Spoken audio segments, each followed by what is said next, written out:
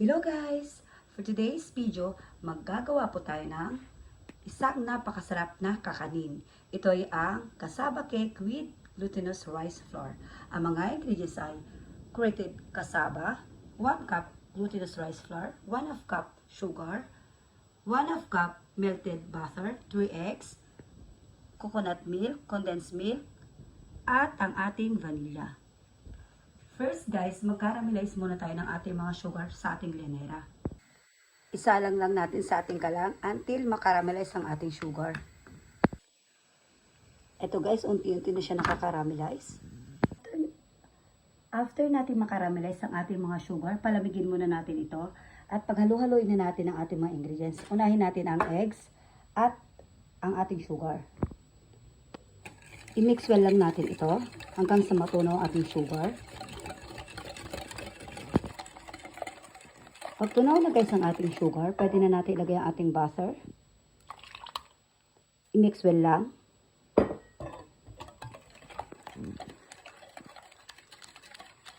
Then, pwede na natin ilagay ang ating cassava at ang ating glutinous flour.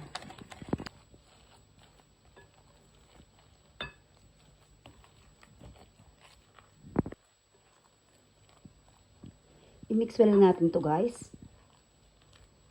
After natin ma-mix well guys, pwede na natin ilagay ang ating coconut milk, condensed milk, at ang ating vanilla.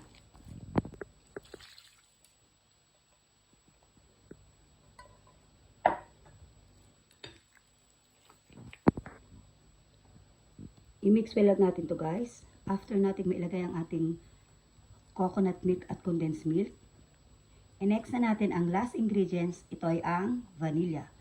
Para mas mabango.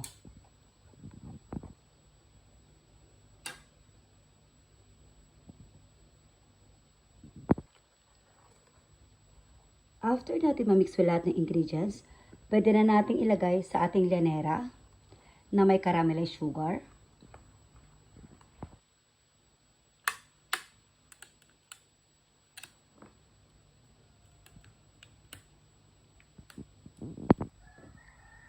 After natin malipat ang ating cassava mixture sa ating llanera, takpan na natin ito ng aluminum foil.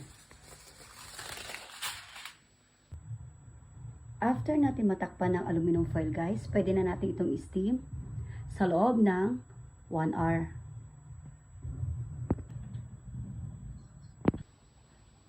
After 1 hour ng pag-steam guys, palamigin muna natin.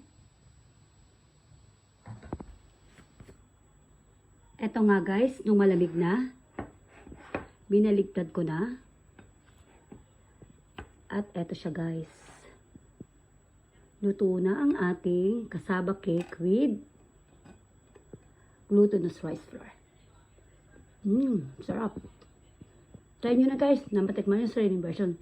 Thanks for watching. Ingat po lagi. God bless. Bye!